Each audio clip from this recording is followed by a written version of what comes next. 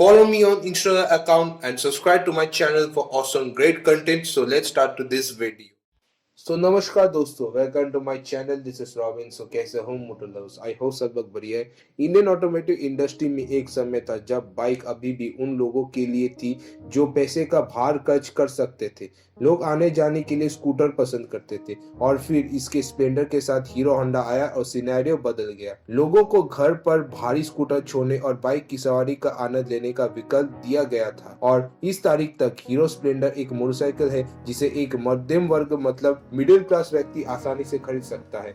आइए एक नजर डालते हैं कि बाइक के इतिहास पर, जो कहा जाता है कि इसने कई बाइक प्रेमियों के लिए एक सपना सच कर दिया है। So stay tuned and keep watching this video till and.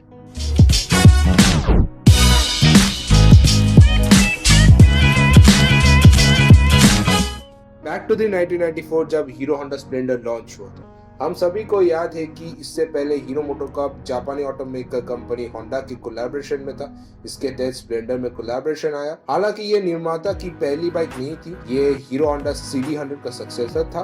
Splendor ने CD100 के सेम इंजन का उपयोग किया था और डिजाइन पहलुओं में भी बहुत कुछ नहीं बदला गया था, लेकिन इस बाइक ने इंडियन कस्टमर को स्कूटर से बाइक में बदल दिया। लो ऑनरशिप कॉस्ट और हाई फ्यूल एफिशिएंसी में ये कारण है कि इस बाइक ने इतनी अच्छी तरह से उड़ान भरी। Talking about the engine, it was powered by the 97.2cc air-cooled 4-stroke engine which was capable of producing a decent 7.44 bhp of power and a peak torque of the 7.95 Nm. ये 50 kmpl से अधिक की fuel economy को वापस करने में सक्षम था। दरअसल उस समय लोग कहते थे कि टैंक के रिफ्यूल भरने के बाद ये हफ्तों तक जा सकता है। ये मॉडल लगभग 10 साल तक चला और सफल कार्यकाल अभी भी मोटरसाइकिल की दुनिया में सर्वश्रेष्ठ में से एक माना जाता है।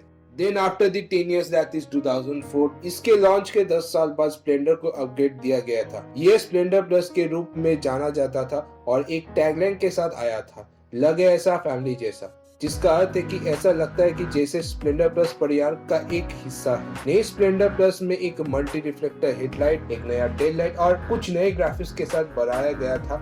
स्पोक व्हील्स को भी बदल दिया गया था, अब इस पर्पस के लिए अलॉयज थे। देन एक साल बाद 2005 में एक नया पावरफुल स्प्लेंडर लॉन्च किया था, that is the super Splendor. यह 125cc advance 12 flow induction system that is ASFS engine था जो 9 bhp का पावर को चर्न करने में सक्षम था। यह नए 12 टेक्नोलॉजी में पहले से ही बहुत फ्यूल एफिशिएंट वाली मोटरसाइकिल की बड़ी हुई और फ्यूल एफिशिएंसी के लिए जिम्मेदार थी। And the engine was not only the upgrade the bike received, the Super Splendor was the lightweight and was equipped with the tripod console, alloy wheels, disc brake at the front, graphics enhancement and more chrome to the engine and exhaust also. Then 2011 hero और Honda के collaboration से आखिरी Splendor होने जा रहा था। Joint venture को पहले 2010 में बंद कर दिया था, लेकिन समझौते के तहत होंडा को 2014 तक तकनीकी रूप से हीरो का समर्थन करना था। ये तब है जब स्प्लेंडर प्रो लॉन्च किया गया था। लेकिन इस बाइक की यूएसपी में से एक है सेल्फ स्टार्ट थी। सभी प्रमुख कंपटीटर्स ने अपने ऑफरिंग्स को सेल्फ स्टार्ट से इक्विप करने के साथ हीरो की ट्रैक पर बने रहने के लिए अपने स्प्लेंडर सीरीज को भी बढ़ाना पड़ा। कुछ ग्राफिक्स एडिशन और एलॉय व्हील्स थे। हीरो होंडा स्प्लेंडर प्रो अपने समय की सबसे स्टेबल 100cc बाइक में से एक माना जाता है। आफ्टर द 3 years 25 साल पुरानी जॉइंट वेंचर को डिसॉल्व कर दिया था। टेक्निकल सपोर्ट समाप्त हो गई थी। हीरो क्या करने जा रहा था, ये इम्प्रूव, अडॉप्ट और ओवरकम में जा रहा था। स्प्लेंडर को अपग्रेड किया गया था और सभी नए हीरो स्प्लेंडर क्रांतिकारी iSmart या i3 टेक्नोलॉजी के साथ आए। इस टेक्निक ने स्प्लेंडर के लिए 100 km/h से अधिक की फ्यूल इकोनॉमी तक पहुंचना संभव बना दिया। हाँ, यह सच है कि टेक्निकल ये थी कि जब भी इंजन आइडल को हो जाएगा, ये बंद हो जाएगी और क्लच दबाती फिर से शुरू हो जाएगी। और कहा है कि अपने कैसे लोगों की मुंह को बंद कर दिया जिन्होंने कहा कि हीरो होंडा के बिना जीवित नहीं रहा। ये एयर कूल्ड इंजन 97.2cc द्वारा संचालित किया गया था और 7.2 bhp का पावर और 8 Nm का अधिक टॉर्क को खत्म करने के लिए सक्षम था। लेकिन वो सब नहीं था। स्प्लेंडर ने 2014 में 20 साल पूरे किए, इसलिए हीरो ने स्प्लेंडर प्रो का एक कैफे रेसर वर्जन लॉन्च करने का फैसला किया। यह 97.2cc इंजन द्वारा संचालित था जो 8 bhp की पावर का उत्पादन करने में सक्षम था। प्रो क्लासिक में एक compact handlebar retro style rear view mirror, spoke wheel, चारों ओर क्रोम और एक रेट्रो टेल लाइट सेक्शन दिखाया गया। यह एक कैफे जैसा बैठने की व्यवस्था से इक्विप्ड था।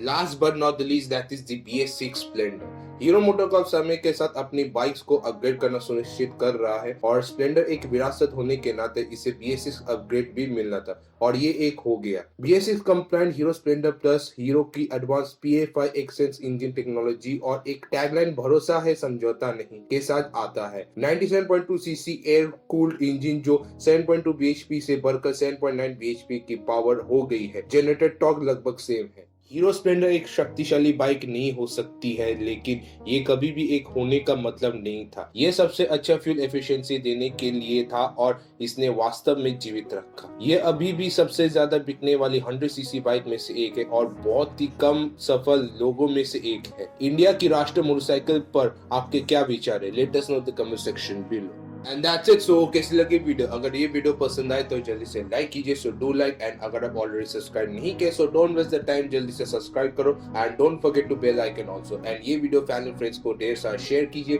अगर डाउट हो इसी वीडियो में तो कमेंट में बताना जरूर। And follow my Instagram account right now, link in the description portion. मिलते हैं अगली वीडियो में। Be safe, always wear helmet and mask also. Take care, thanks for watching, bye bye.